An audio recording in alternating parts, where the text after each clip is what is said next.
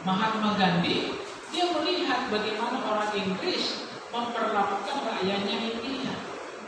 Dan dia pelajari itu Injil. Dia pelajari tentang Yesus. Sehingga dia katakan, Jesus is the best, Injil is the best, but Christian is no. Itu dalam buku Mahatma Gandhi. Yesus luar biasa, Injil luar biasa, tapi bicara tentang Kristen, no. Bahkan dia katakan, kalau kehidupan orang Kristen seperti Yesus, saya bersedia menjadi pemeluk agama Kristen. Tapi karena saya lihat kelakuan orang Inggris tidak memperlakukan rakyatku, saya tidak mau menjadi agama Kristen. Bayangkan kalau Mahatma Gandhi waktu itu menjadi Kristen, penduduk terbesar di dunia nomor 3 itu India, yang tadinya agama Hindu menjadi agama Kristen. Karena apa? Kehidupan orang Kristen yang tidak berpengaruh, tidak memberikan dampak, tidak memberikan contoh, tidak memberikan kehidupan nyata seperti kehidupan Kristus pada waktu itu. Makanya Mahatma Gandhi sampai meninggal dia tidak mau menjadi agama Kristen. Tapi dia katakan Jesus is the best, Gospel is the best, but Christian is not. Itu perkataan Mahatma Gandhi.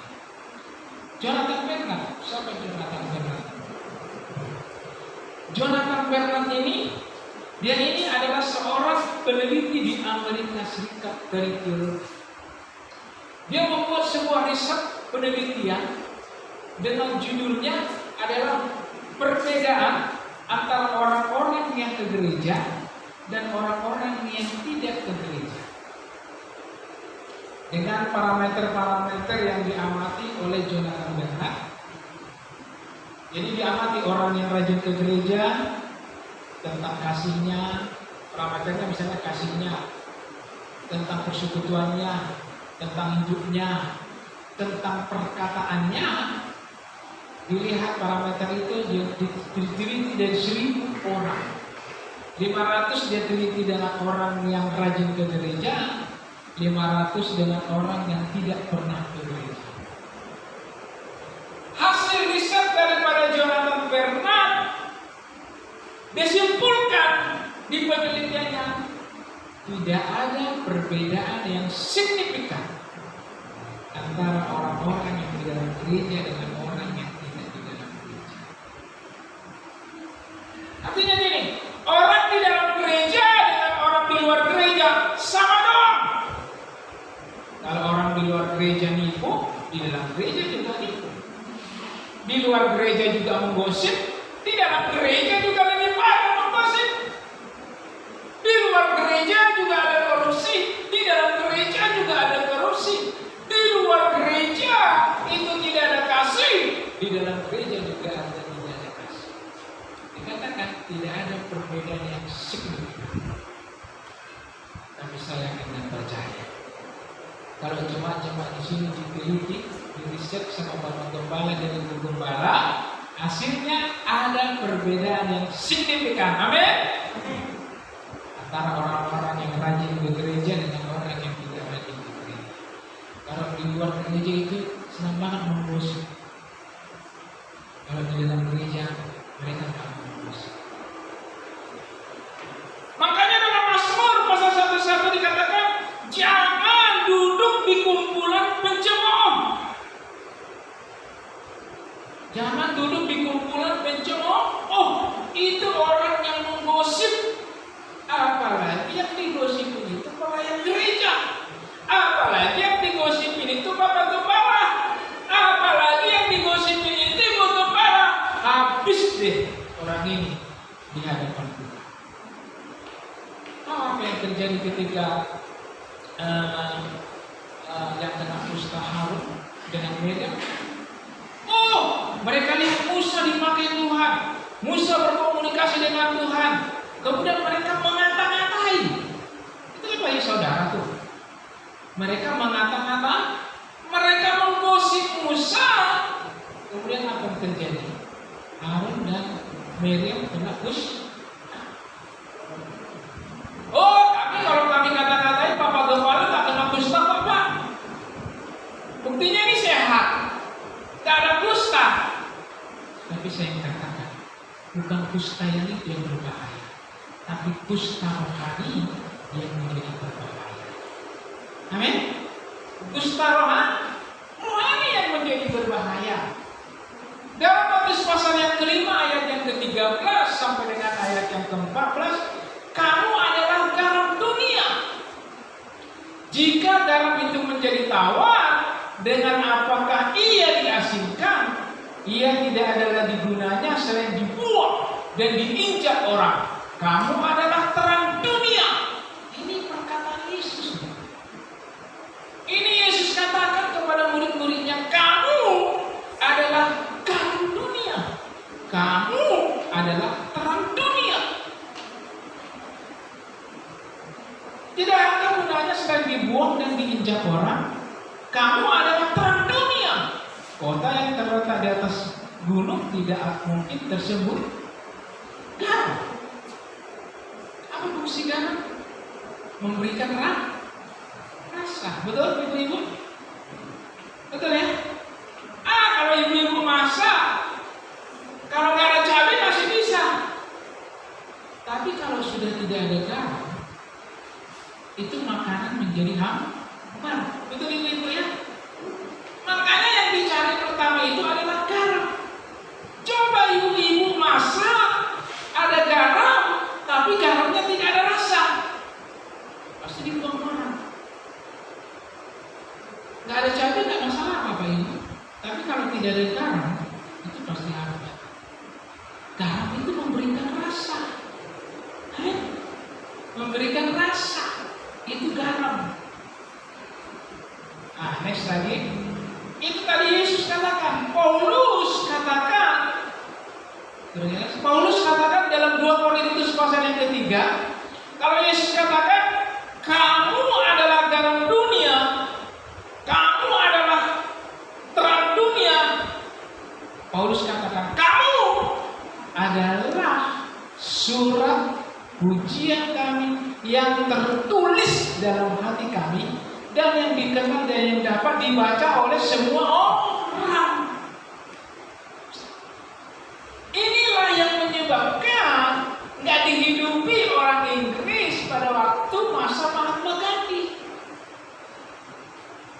Dia lihat, dia baca kehidupan orang Kristen, tidak ada nilai-nilai Yesus dalam mereka. Sehingga dikatakan Jesus is the best, gospel is the best, but Christian is no. Karena ini tidak bisa memberikan dibaca orang sesuatu yang baik. Amin. Kita ini menjadi surat pujian yang dibaca oleh orang lain. Kita ada di sekolah, orang baca kita. Kita ada di gereja, orang baca kita. Kita ada di lingkungan, orang baca kita. Kita ada di sekitar kita, orang baca kita. Halo, amin. Kamu adalah surat pujian di sekolah. Banyak yang sekolah-sekolah ini.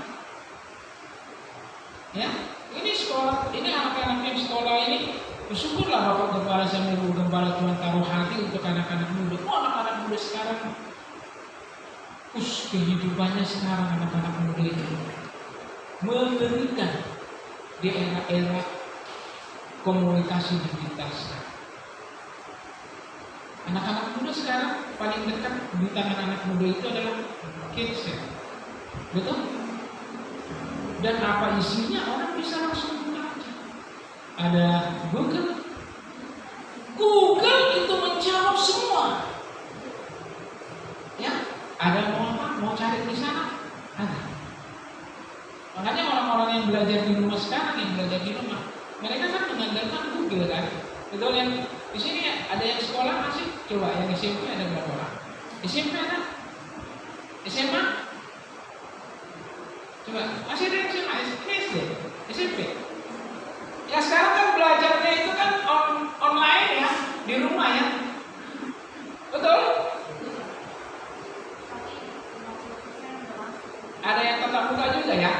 Ada yang tetap 50%. Ya, anak saya itu 1 bulan sudah belajarnya di rumah. Karena selama 1 bulan dan 3 hari ada yang kena COVID. Nah, kemarin yang terakhir gurunya 3 kena COVID. Libur sekolah. Mau masuk lagi, ada yang COVID. Libur lagi. Mau masuk lagi, sudah terhitung 1,5 bulan tidak ada ke sekolah. Jujur aja, ketika sekarang belajar online, apa yang dibutuhkan orang? Google, betul? Semua pertanyaan ada dijawab oleh si Google. Betul? Ujian pun ya kan Google. Ya kan yang sekarang ini gak salah. Tapi kalau orang search yang lain yang gak benar, waduh, itu bisa menghancurkan. Saya katakan satu-satunya caranya iblis untuk menghancurkan generasi muda sekarang ini adalah lewat apa yang ada di tangan mereka. Gak yang jauh-jauh. Apa yang di tangan mereka itu yang dipakai menjadi sarana untuk menghancurkan anak muda sekarang. Next, lanjut. Ya, lanjut dengan kita akan ulama. Kehidupan yang berpengaruh ini digambarkan oleh Yeskiel. Next lagi kurang jelas. Saya baca aja. Belum jelas. Yeskiel pasal 1 ayat 10. Oke. Muka mereka kelihatan begini. Keempatnya mempunyai muka manusia di depan. Muka singa di sebelah kanan, muka lembu di sebelah kiri, dan muka raja wali di belakang. Apa sih maksudnya Yeskiel ini? Kok ada muka depan, muka kiri, muka kanan, muka belakang? Kenapa dipakai muka? Kenapa dipakai muka? Kenapa nggak kaki, nggak tangan? Halo, kalau kita pertama kali lihat orang, yang kita lihat apanya? Mukanya, betul? Betul ya? Kalau kita pertama kali lihat orang, ataupun misalnya saya tadi ketemu sama Bapak Gembala, yang saya lihat mukanya. Yang dilihat mukanya. Kalau kita ketemu dengan yang lain, kan yang saya lihat kan yang saya tangkap mukanya. Betul? Yang saya lihat mukanya. Makanya dipakai kata muka. Ya, nggak dibilang kaki mereka kelihatan berdiri. Keempatnya mempunyai kaki, tapi muka. Nah, sekarang kita bahas tentang apa yang dimaksud dengan ada singa, ada lembu, ada raja wali. Oke, next, singa. Ya, next, singa, lion. Ya, singa ini kuat, sehingga disebut raja hutan. Singa itu kuat. Jadi saya ingin katakan seorang pelayan Tuhan, dia harus orang yang kuat rohnya. Amin. Rohnya harus kuat. Jadi ketika berdoa pun terasa rohnya mengalir. Itu baru dahsyat. Anak-anak Tuhan harus kuat. Sehingga Timotius katakan, hendaklah kamu kuat di dalam Tuhan, di dalam iman. Singa yang pertama itu kuat, sehingga disebut raja Tuhan. Yang kedua, singa ini punya kecepatan 80 km per jam. Bayangkan, itu kalau singa lari, itu dia punya kecepatan 80 km per jam. Kemudian ketajaman penglihatannya pada malam hari. Ketajaman penglihatannya pada malam hari. Dan singa itu berani. Makanya Yesus dikatakan singa dari Juda. Singa itu tidak penakut.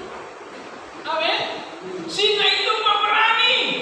Makanya anak-anak Tuhan, dia bukan hanya kuat,